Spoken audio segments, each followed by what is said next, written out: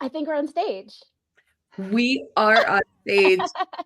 Welcome in, everyone, and thank you for joining our webinar to go over the 6 strategies for RevOps success in 2025.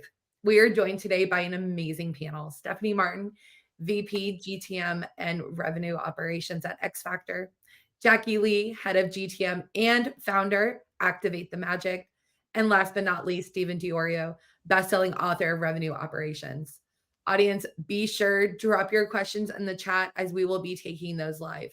Also, the webinar will be recorded and will be emailed to all of our registrants post-event. So be sure on the lookout for that to make sure you share.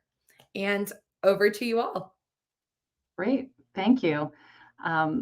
I'm just going to bring up my slides here and just do a quick introduction about myself. My name is Stephanie Martin, and I am running go-to-market and revenue operations at X Factor. I've been in revenue operations and sales operations of various functions for the past 18 years, primarily in enterprise software companies and cybersecurity companies of various sizes and stages. And I am a perpetual student in everything revenue operations. It is, for sure, a passion of mine, and very excited to be here talking with my friend and a mentor of mine, Stephen Diorio. Stephen? That's a little scary. I'm Stephen Diorio. I literally wrote the book on revenue operations. It was painful. I've been doing commercial transformation for 35 years. I've helped hundreds of companies transform their go-to-market to grow faster and more profitably and scalably. I was perhaps silly enough to become the first sales and marketing technology analyst at Gartner way before its time, but really after decades and thousands of conversations and projects, I think time is right to take a systems approach to growth, and I'm excited to share what we know in this session. And I'm Jacki Leahy. I'm actually a former kindergarten teacher who pivoted to tech sales in 2016. At my third tech startup, I was at Link Squares here in Boston, and I was hired to build the BDR program team. And we went from 350K ARR to 9 million in 2 years. And in that journey, I became the accidental Salesforce admin and ended up completely falling in love with it and completely falling in love with Stephen and Stephanie are talking about, sort of the systems and the way by which we tackle the world. I've been on the consulting side since I left, and I started my own fractional RevOps agency a little over 2.5 years ago. So I'm excited to come and add some flavor about what I've been seeing on the ground, in the trenches, for more of the earlier stage startups. So typically I'm working with companies under 10 million, they come in at 1 or 3 or 4 million, and just when like the tires are starting to shake. So I'm excited to contribute from what I'm seeing in that area. Great. Thank you, Jacki. Yeah. All right, let's jump in. I just wanted to say a quick thing about, X Factor and why we're here today. Growth is on everyone's mind here. I think we're all wondering how we are going to move the needle in the direction of growth for the companies that we're working with. And, we're here talking about, how to drive that growth by bridging the gap between, the guesswork gap between goals and the actual achievement of those goals. There are a lot of complexities involved in both the technique, but also technology that we can help, to untangle and talk about today. So with that, I'm going to turn the first slide over to Stephen to set us up for the first part of our discussion here. Sure, you'll find out pretty quickly. I'm the nerd of this group, but I've got a lot of research, and my job is to tell you first the why. Anything we talk about, we're going to tell you the what you should do and give you resources, including a book and a benchmark model for how. But let's start with this slide. Why do you even care about this webinar? Well, we've worked with hundreds of RevOps leaders like yourself, surveyed them, as you see here, and they hit a wall. 90% of the good things that RevOps is supposed to do, and that is drive scalable, profitable revenue, create firm value, and create career growth, quite frankly, for everybody on this call, requires two things that people often ignore: teamwork across operations and team, and equally important, change. And what we see is people dive into the deep end of the RevOps pool with little more than a mission statement and a journey map. And they lack some fundamental things: buy-in across the organization, a common purpose or incentives. In a perfect world, everyone is compensated on what you care about, a business case. Everything else in the organization has a rock hard business case that the CFO buys into and funds. Growth, less so. In fact, the CFO doesn't even understand the math of how the organization grows. And of course, cross-functional teamwork, not because people are bad, but everyone's got to keep the business running and is so entrenched in what they're doing that you as a RevOps person really has to be either charming, persuasive, or a dictator to make that happen. So without change, you're not going to achieve the career growth, revenue, and business impact you're looking for. We want to take that head on and give you 6 practical things you can do to create that change. Stephanie. Yeah. I think the good news here is that RevOps is a very strategic hire for companies, right? But the end result or the, revenue operations itself is not a means to an end. So you can't just go in thinking, okay, yes, we're putting a revenue operations team into place, or we're, hiring a revenue operations leader, we're good to go. So what Stephen's saying is that it then requires a lot of additional, discussion, alignment, buy-in, and a willingness to change in order for that role to really come to fruition and deliver what it needs to do. Personally, I have, in a few different roles, experienced some challenges around this, just because, it was that mindset. It was like, a RevOps is good, but yet there wasn't the alignment, or, I had to empower myself or give myself the right remit so that I can make sure to make advances in, the agenda that I wanted to put into place. So I don't know, Jacki, what are your thoughts? Yeah, that's probably why I went external and went to the consulting side, just because when I was in-house, you really serve at the pleasure of whoever's budget your comp rolls up to. And it's really hard to balance being a steward of the revenue engine with keeping my job and my health insurance, right? So like balancing, that's a bit of a balancing act. And Stephen, what you're talking about with like charm, persuasion, charisma, there's that end, or there's the dictator end. And I think there's ups and downs of both. But the hard part is getting alignment across the team on what we're even trying to do. Like, what is the definition of ARR? Sometimes we'll throw off the team. So these two things are absolutely a huge piece if you're looking to create impact in the organization or organizations you're with, and growing your career, because that's the most important part. Great. All right. Well, this is one near and dear to my heart. Stephen, why don't you talk about this one? So we benchmark revenue operations and help build financial models. As a consequence, we talk to thousands of people, probably like the people on this call.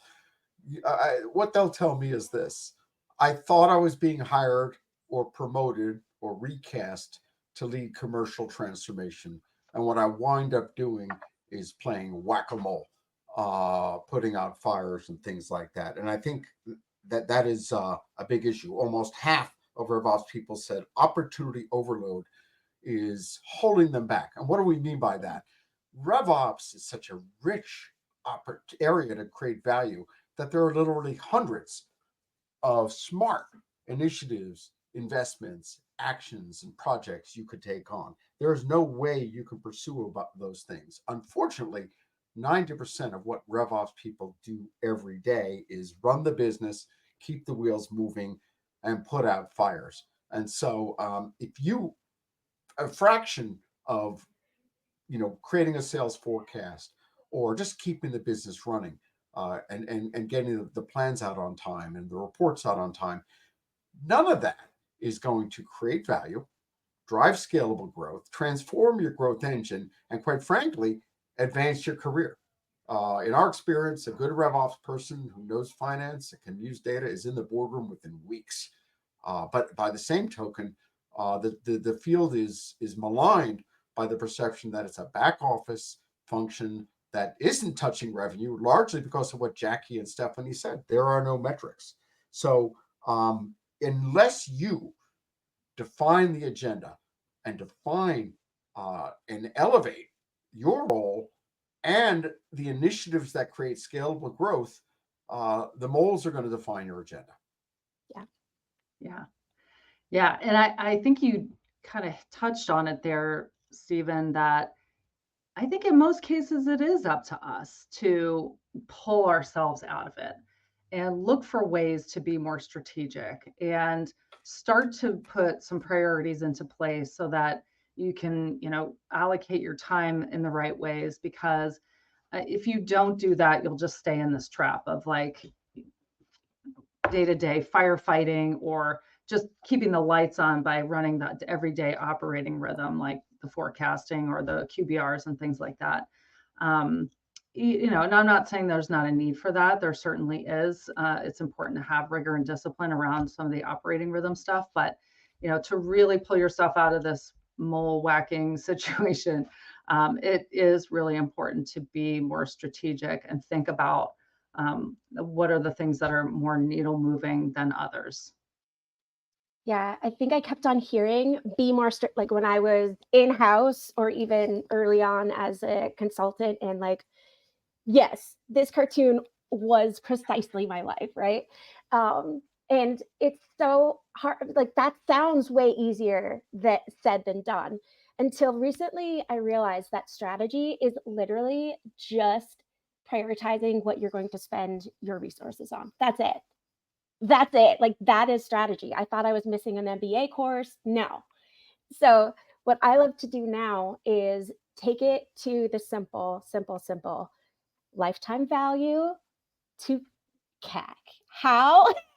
If you can get that ratio 3-to-1 minimum, 10-to-1 goal, 30-to-1 is your printing money, and using that to basically be like, okay, Rob, I know you really need that checkbox.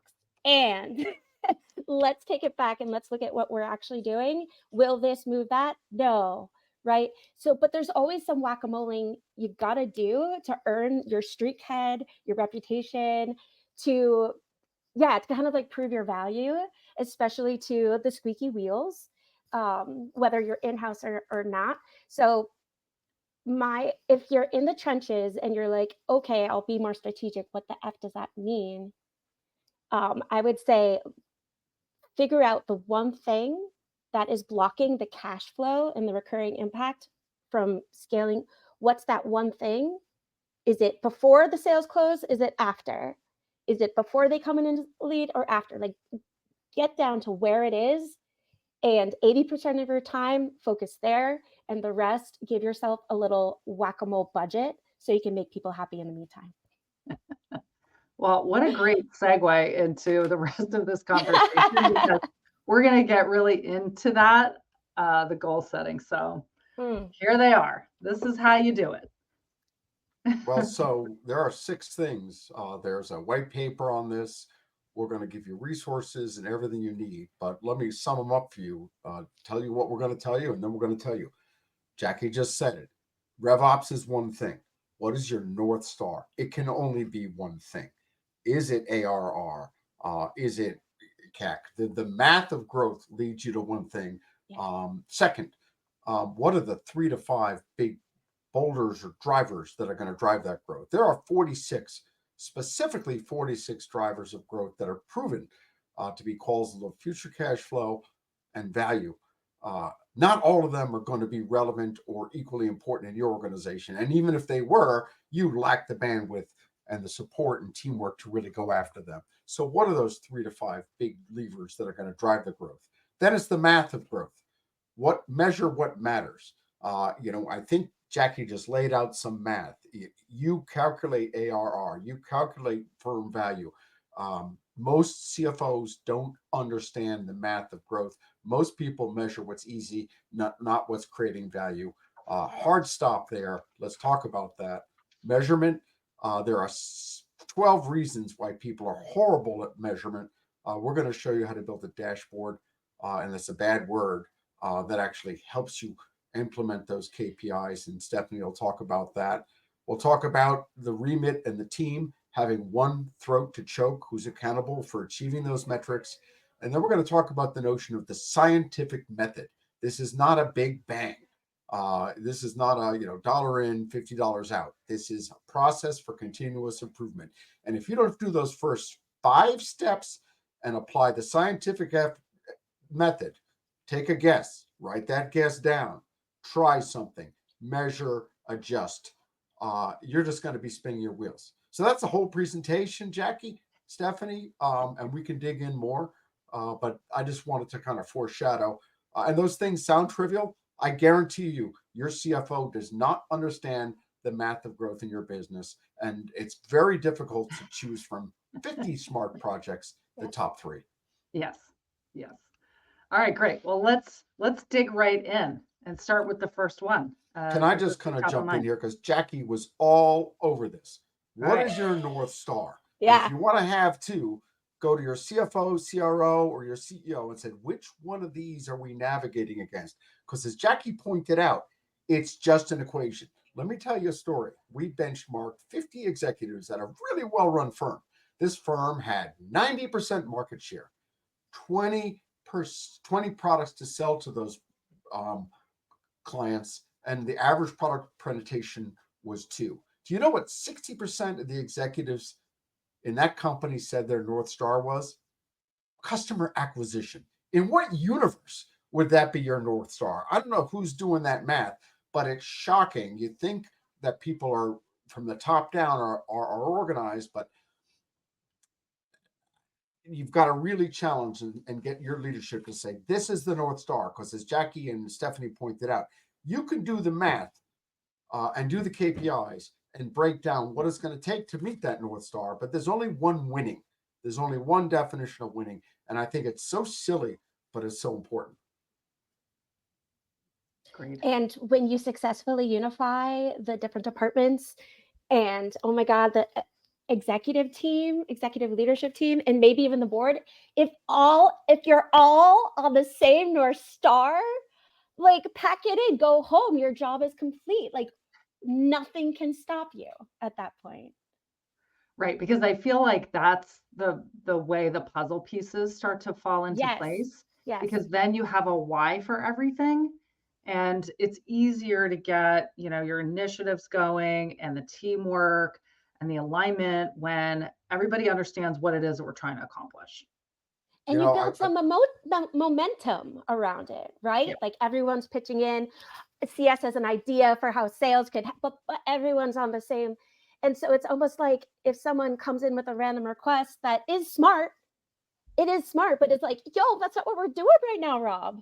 Poor Right. Rob's getting the I tell you, I feel I'm anachronistic, but it's like that cowboy Curly in the movie Sitter Slickers. Yeah. When they're asking him, what's the meaning of life? And his answer is, it's one thing.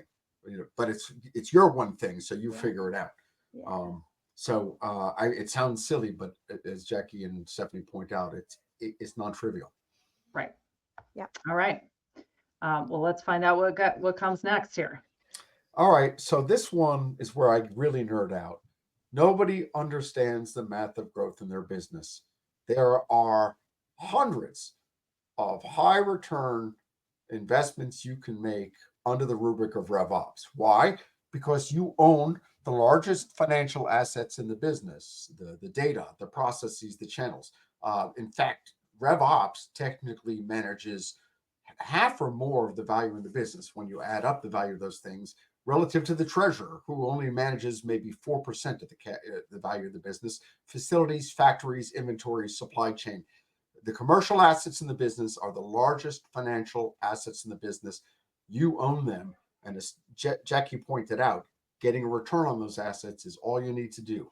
There are 50 to 100 projects you can do. There are 46 levers, which we've documented in a white paper. Email me. And the trick is, which ones are going to pay off?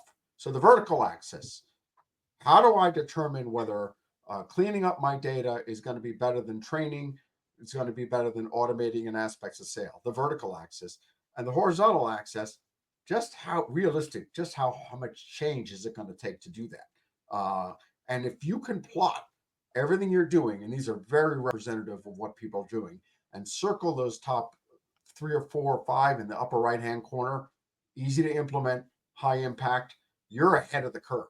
But nobody has the math to do the vertical axis, and no one is asking the question, just how much change is it going to take? I know I could do it, or left alone, I could do it, but I need other people to come with me. So if you can make this plot, we have a benchmark that can help you do this plot, but do it yourself. Yeah. That's what you need to do. And it can only be 3 to 5, because who has the bandwidth to do more than that? Right. And in that, I'd probably say, especially if you're under 10 million and you're like going for that go-to-market fit, pick one thing. And this is super helpful because it validates our instincts, right? Like, we look at the revenue as a system and we know where the key constraint is because that's who we are. And going to fix that your impulse, that instinct, you're right on. And so many times people want to do something because it works somewhere else, or it's hot, it's the new darling. And the toughest thing is to get people disciplined on doing that one thing. And usually if it's more, better, or new, if you could do something, everyone wants to do new or better, but 9 out of 10 times what's actually going to make impact is just more of what you're already doing. I couldn't agree more. I mean, this is like you've got a Maserati race car and it's firing on 2 of 12 cylinders. And if you could just get it firing on 3 cylinders, you're killing it. And the other news is I benchmark organizations. Nobody is firing on all their cylinders. You don't have to outrun the bear. No. If you're firing on half your cylinders, you're probably best in class. So let's not pretend that there's some race car out there running circles around you. I love that because when I first kind of stepped my toe into RevOps, I felt like I should already know how to do things.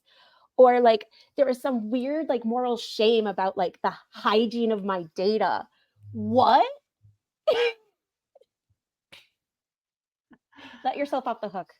Yes. And that could be one of the highest return investments in your business, by the way. Yeah. It's a journey for sure. Okay. Well, speaking of that. Well, just to stay with the anachronistic theme, I'm a bit of a Led Zeppelin fan, and I do believe that the greatest rock song in history is Stairway to Heaven.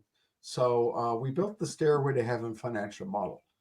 There's a point here, though. We work with the Sales Management Association, and I have seen business cases for commercial transformation for decades. And Stephanie gets all angrier on this. They're built on time savings and productivity. You know, that time could go to the golf course or to more selling. But at the end of the day, there are 5 layers or more of value. Yes, productivity matters. And that should justify initiatives, but it doesn't. And boy, oh boy, it's hard to measure and monetize. But revenue impact, attribution, doing the math to show their impact on hard revenues and margins. But more importantly, return on investments. Jacki said something important.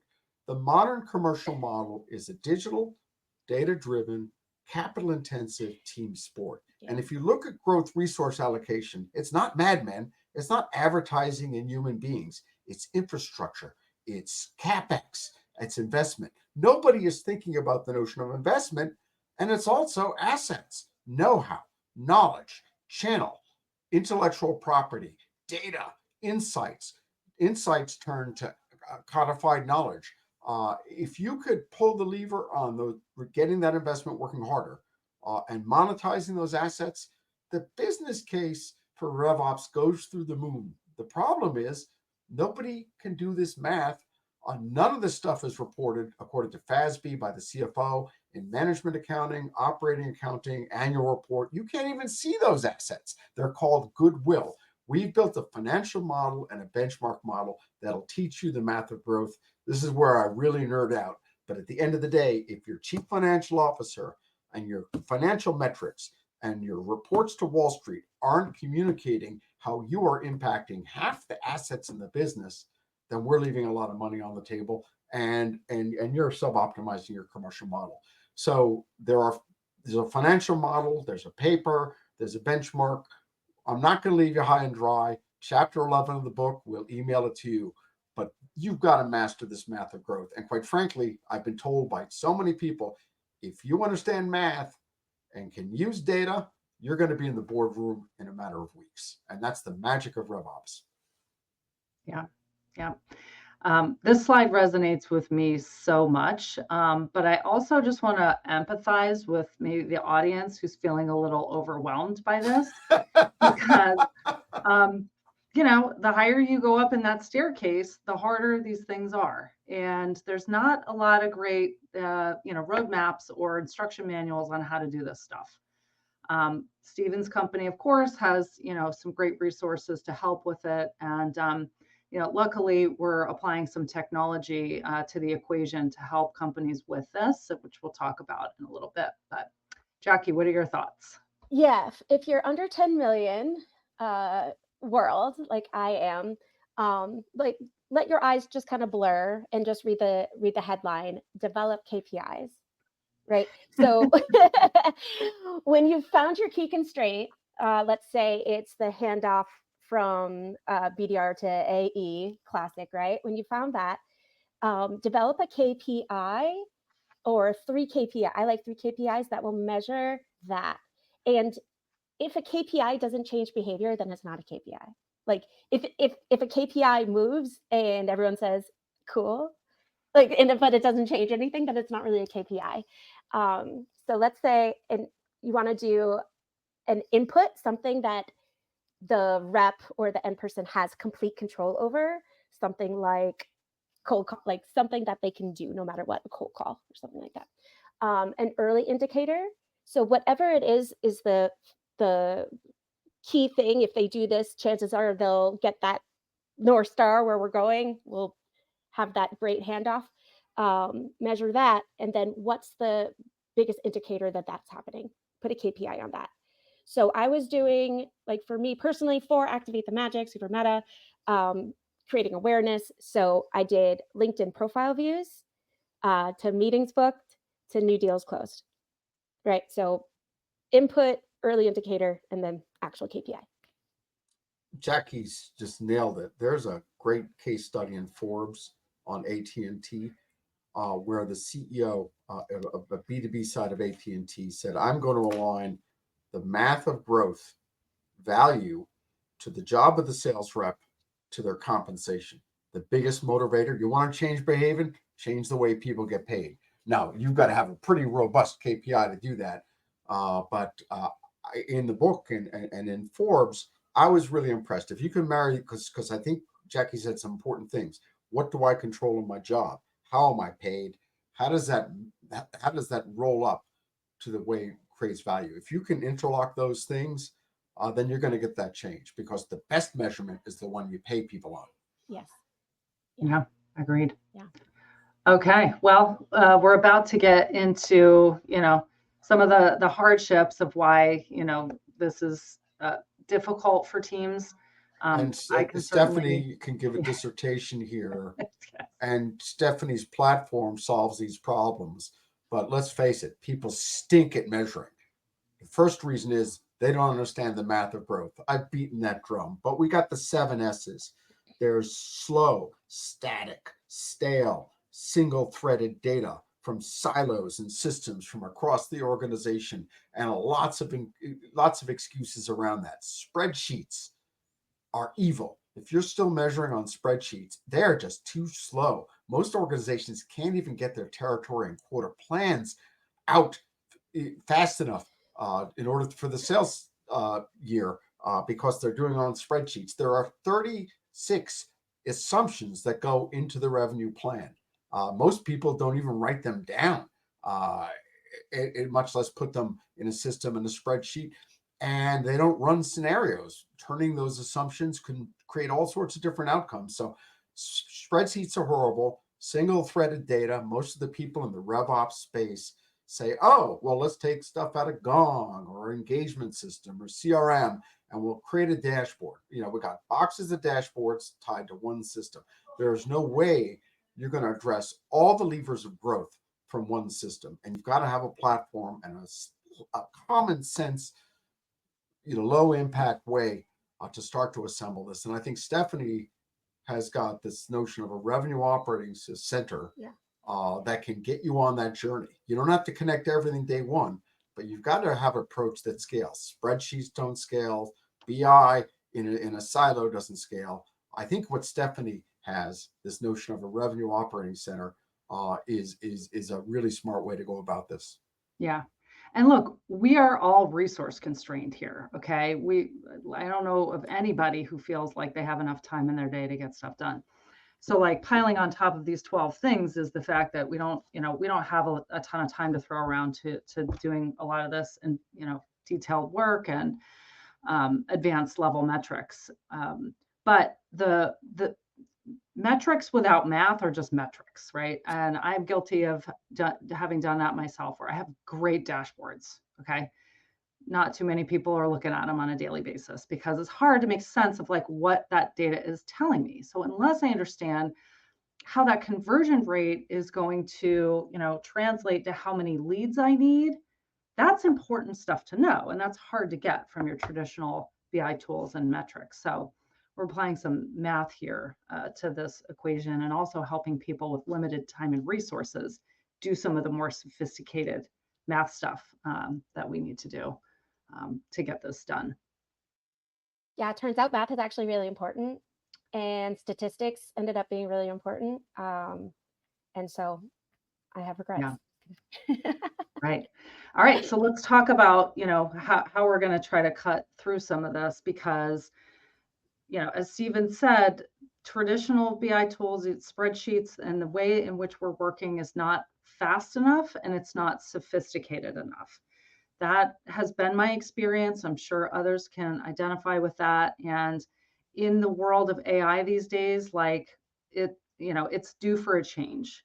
So running the revenue operations and doing a lot of this measurement and wrapping around strategic things and identifying what your big initiatives are, like, you need help with that. And you need help through a more sophisticated system that can give you those metrics in the context of your plan, of your annual operating plan, that can give you KPIs based on mathematical calculations. So doing the math for you, and using real-time data that changes every day, by the way. We're also able to apply predictive analytics to the system to project where, given the typical run rate of things, where you're likely going to end up. And that goes beyond just simple opportunity forecasting. I see this a lot where, we are very focused on what the current pipeline is doing and opportunities that we know about and sales reps that are already on board. And we very much focus on what they're doing, and maybe not enough on some of the other things that may be indicators that we may or may not be likely to hit our growth targets, like capacity and like lead flow and demand generation and things like that. So time for some technology innovation, and that's what X Factor here is about. Could I just say a couple things, Stephanie? Sure. Because look, here's the red hole. What I like about this revenue operating center that Stephanie's talking about, it solves 4 problems. 1, systems integration. It's easy to plug in data from many sources. And obviously there's a lot of people out there who know it's hard and make a lot of money by connecting those things. There's a perception that connecting is expensive. And I think, Stephanie's platform dispels that. Second, there's a single threaded trap. I've seen so many people say, well, I'm going to run my sales metrics out of CRM, which is wonderful. but also everybody wants their platform and their engagement data to drive the metrics. And software people are motivated to do that. And if you can't get where you want to go with a single threaded story, you've got to have an environment that's open, that can weave information from different pieces. If you're using a sales engagement platform or a CRM platform as your backbone, then you're by definition going to be single threaded, and that's a rat hole. Spreadsheets are death. There are just too many variables. It's too slow. There are too many stakeholders, and there are too many scenarios that you can run. Wharton did a study that if I just turn the dials on my assumptions, I could grow twice as profitably, twice as fast, twice as cost effectively, sometimes with fewer people, just by changing assumptions. You just, spreadsheets break. And then BI in a silo, it's fine. But if you're exporting data to load it into BI in a silo, you try to do the work back and the update, and that's a trap. So there's the systems integration trap, the single threaded trap, the spreadsheet trap, and the BI trap. That's how we do those things. I think, what Stephanie's saying is walk one step at a time, connect the dots over time, and build, test, and learn. I really like how easy this is and how scalable it is. Agreed. Okay, well, let's talk about number 5, the team. I'm going to keep it short. Growing a business is a digital, data-driven, capital-intensive team sport where the team that creates the most dots wins. There are 46 specific drivers that are proven academically to be causal of future growth and cash flow. No single executive in your organization owns more than 48% of them. The head of sales only controls 30 some odd percent of the levers of growth. Marketing surprisingly controls most of them. Customer success has some of the most important levers, but not all of them. Product as well. So you're never, ever going to do this alone, and you've got to do it as a team. You need one person with one throat to choke, with the remit to be accountable for that dashboard. And I think Jacki said something important. By definition, the budgets and the assets that fuel growth have to come from different organizations. It's not going to be like advertising. It's not going to be like sales. No one person is ever going to control all those resources. The best organizations pool those resources in a portfolio effort, but have one person who's accountable for driving return on those assets. So that's my big thing. Now, whether you do that through a dictatorship, I'm sure Jacki's a dictator, or a coalition, or I love this notion of a RevOps superstar who's kind of like Radar O'Reilly and MASH from the 70s, man, who's pulling all the strings and actually running the thing from behind the curtain. Doesn't matter. I've seen it all work. But you have to have one person who sees the big picture, one throat to choke against this dashboard. Yeah. Yeah. And just a note about, so I've been fired so many times. That's why I had to start my own company. So coming from like that perspective, also focus where are you in your career chapter? Are you in if you're at a company and you see a lot of opportunity for you to learn skills and you don't see the opportunity to actually connect the dots as a team sport, if you don't have that leverage, if you don't see a path in, opt for the skills, right, for this chapter, because the fish rots from the head. So don't do what I did and try to get everyone on the same team if you're not at the top, or if you don't have the listening at the top. So Jacki, can I build on that? It's just, guys, this is your career. It's your career, RevOps baby. people are the smartest people I know. What do you want for your career? I hear from executives that RevOps is the farm system for the next generation of leaders in the business. I'm assuming that's where you want to go. You don't want to be fired, and you certainly don't want to be spending the rest of your life whacking moles. So I think that's why this is so important. Yeah. It's a great opportunity to create value, but you got to take charge of it. You got to take charge. That's exactly what kind of the without knowing that I was doing that, I did that. Right? And early in my career, I thought to myself, as I was looking around to see what, the things were that needed fixing or that needed to be optimized. And if I didn't know how to do that, I took it upon myself to become the expert in that. for example, like compensation. I wanted to be able to understand compensation plans inside and out. So I took the time to research that, read as much as I could, talk to some experts on it, um, actually, take a stab at designing plans myself. Yeah. And then, felt like I had mastered that. And that helped me build my, skill set and my Yep. tool set for the next role. And so to your point, Jacki, there's folks that feel like, okay, well, I'm not in a position right now that I can be, the leader of this, sort of effort that feels a little bit like boiling the ocean, but do what you can do in your current role, and look at those things with a critical eye and think about what are the things that you need to grow and learn about yourself, to take you to the next step.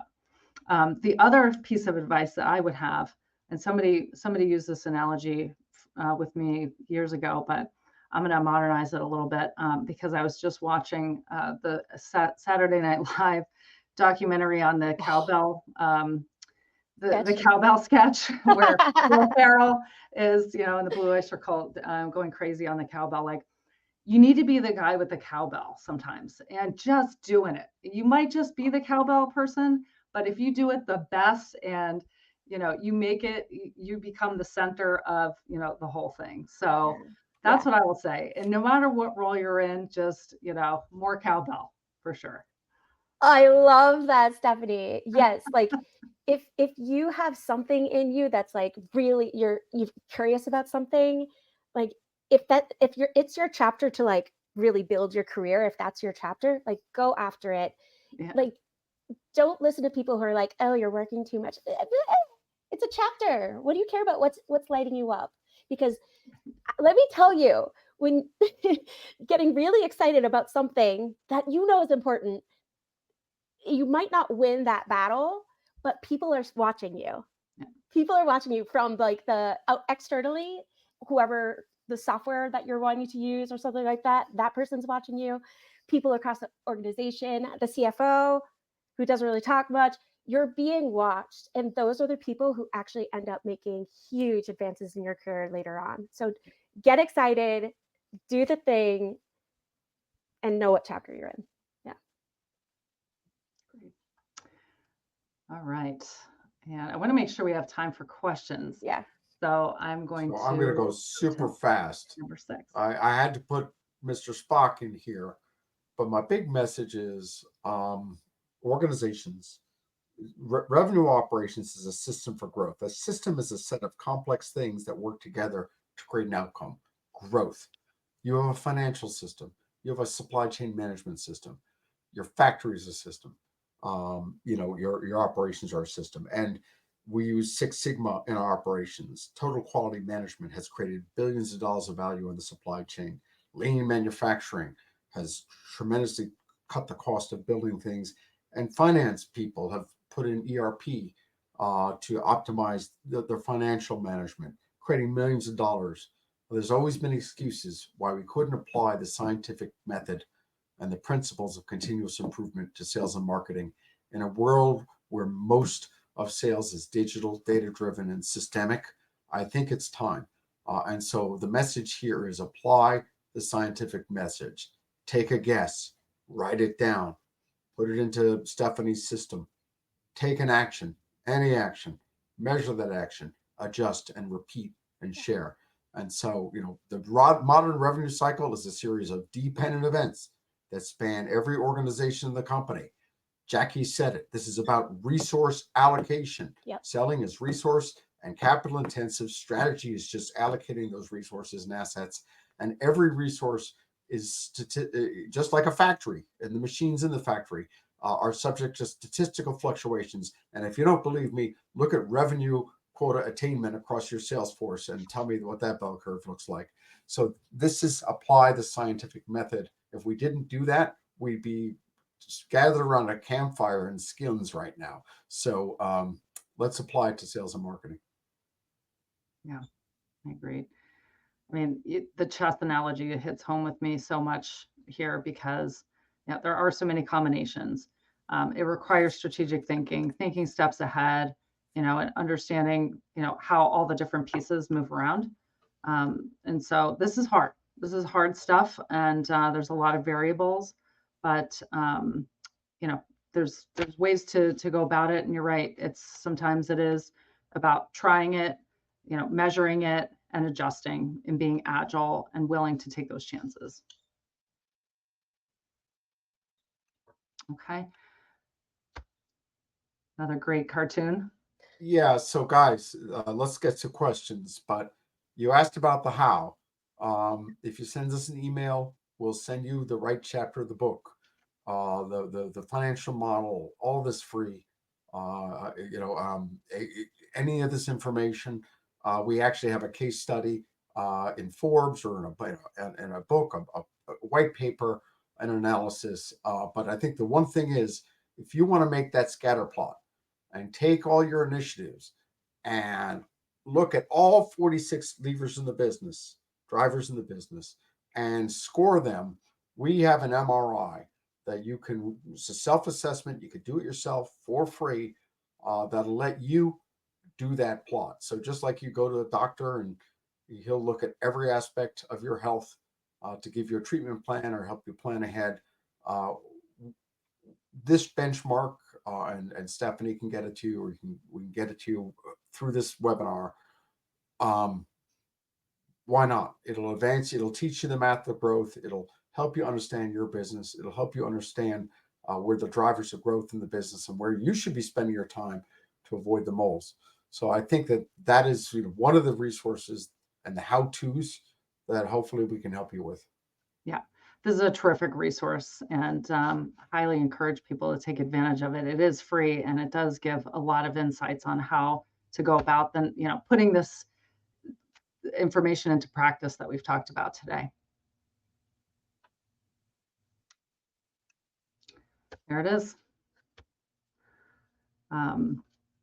And Stephanie, how do they get all this? Because I also think you should pilot this revenue operating system. How do they get hold of us, or how do they take action on all this? Yeah, they can email us. We'll also be following up after the webinar. But feel free to reach out. I'm on LinkedIn, and here's my email address, so you can reach out to me directly for more information on the platform that's X Factor offers, or Stephen's benchmark assessment. I'll happily talk as well. I'm no smarter than anybody in this webinar in the audience, but I wrote a book, and you can say, see, I've been saying this, it's in the book. This bald guy says the same thing. Exactly. He looks like a professor, so he must be right. Some people say Yoda. All right, well, let's take a few moments for questions, because I do see a few here in the Q&A. So I want to make sure we get to those before we close the call. The first one is from Jennifer, wondering if there's other ways to incentivize KPI goals outside of compensation. I will do anything for attention. So knowing people's motivators, like money actually isn't a huge, like, I love money, don't work, but money comes to me very easily. So it's not like, ooh, let me do that for money. But what does light me up, attention, dinner with a lunch with the CEO, getting to go to a conference and not having to man the booth, right? Like things that are exclusive, merit-based experiences. Again, I'm being crass. General Stanley McChrystal, who fought the terrorist war, basically from the military, says it's about common purpose. And I think if anyone here has played on a sports team, it's wonderful being on a good team.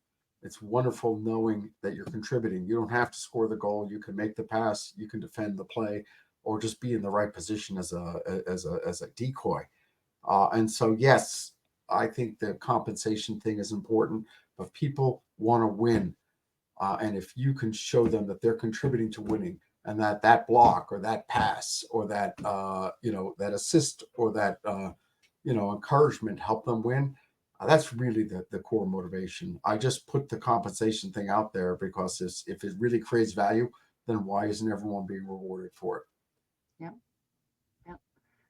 I agree with that, Stephen. It resonates a lot with me. And the way I like to approach things is, because sometimes I'll join a company where they have some lax processes, or they're not as organized as you would want, and it can be very hard to turn things around. But to your point, everybody does want to win, and if you can articulate how high performing teams operate and start to embody that and put that into practice, then it kind of elevates the way things get done.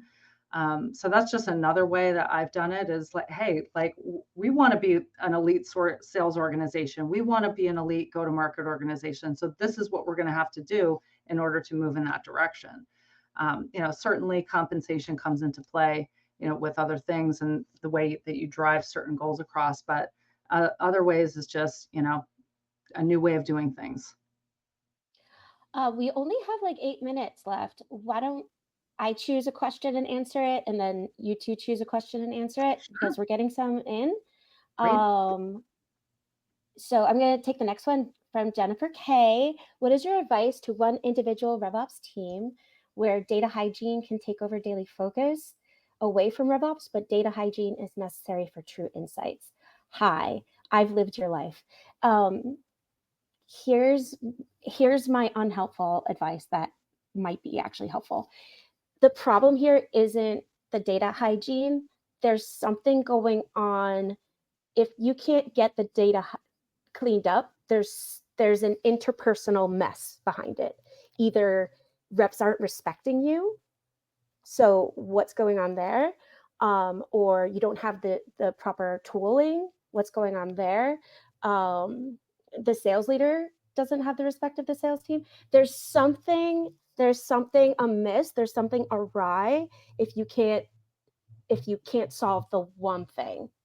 If this is truly your one thing, and it sounds like you've been dedicating a lot of time and resources, I would take a step back and look and like observe like what's actually going on here. Could I just comment, because I think you made a good point. One, I think they're being unfair on data. Messy data can tell you something, because 90% of the assumptions that drive 100% of the resource allocation in the business are gut feel and undocumented. So you're competing with friggin' guesses. So they're holding data to the standard of perfection, because they're scared of the data. They don't understand the data. They can't live with messy data, yet they're totally comfortable. Come on, ask people, why do you have 10 sales reps? Why did you set that budget? It's gut feel. Now, for a frontline seller, that gut feel may be a lot of knowledge, but he should write it down, because until you understand the response curve of your business. So think about the competition.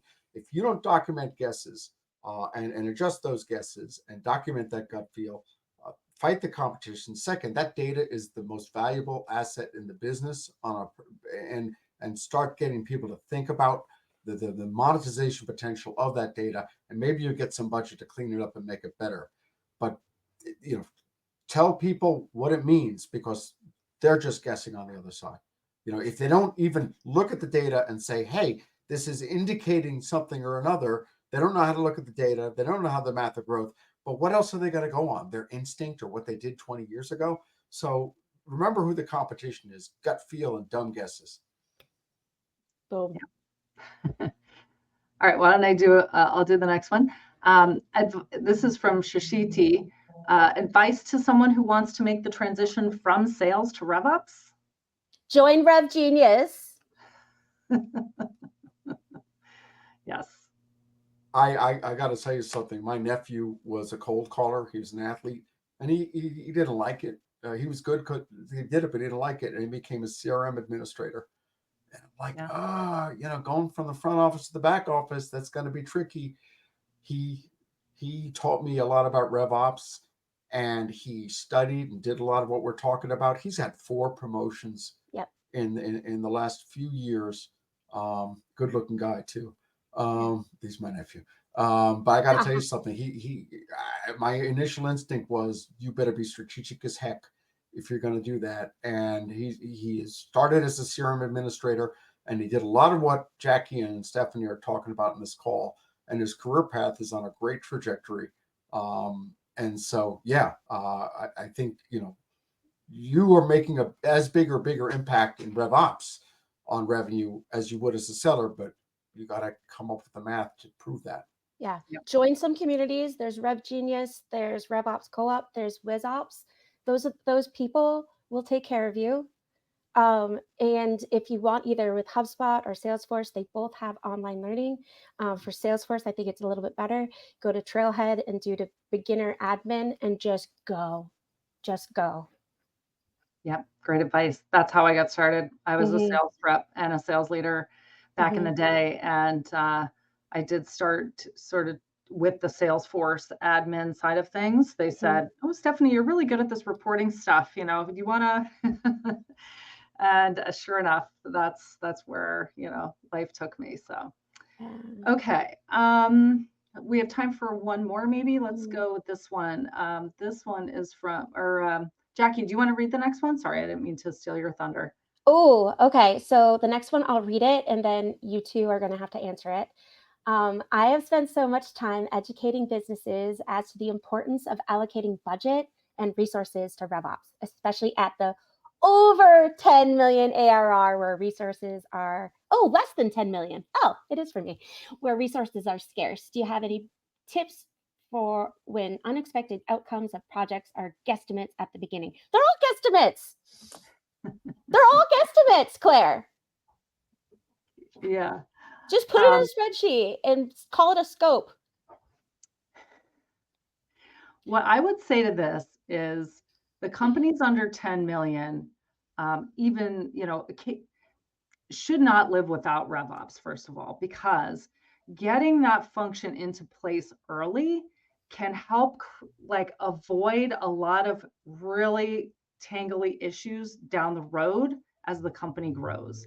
So setting it up early and getting a resource allocated, even if it's a team of one at the beginning, because there's ways to kind of multiply yourself through tools, technologies, and different strategies. But and then building from there and trying to get more resources as, again, you align on the North Stars, as you align on the initiatives, as you start to peel apart, like what is going to be required to get you there. It can really help you be organized about having those resourcing conversations. Yeah, one last thing. For an owner of a business, CEO, it's intuitively easy to say, hire a salesperson and grow, spend more money on advertising and grow, buy software and grow. But you've already got software that's not being utilized, and salespeople who aren't hitting their quotas, and marketing that is not connected to sales. And so it's the proverbial, do you really need 15 cylinders on your car, or can you get 4 of them firing? And I think that's RevOps, and the finance is your weapon. If you can speak finance of growth better than your leadership, you're going to have a shot. I'm not discounting what everyone said, but at the end of the day, they don't need shiny objects. And yeah, you could hire salespeople, but more than likely you want to get another cylinder firing. And that's what RevOps is. And that's why it's so hard to fund. Everyone wants a new car. Oh, new, the allure of new. I think we're out of time, even though there are still a few more questions in the queue, but we can make sure to get those answered out after this and get back to the folks that put the questions in. But we want to just thank everybody for your time today and for joining us. Clearly, we love doing this, and we could talk all day about it. But we will let everyone get onto the rest of their day, but hope that we continue the conversation as we go forward. So thank you, Stephen. Thank you, Jackie. Really appreciate your participation and your expertise today. Thank you.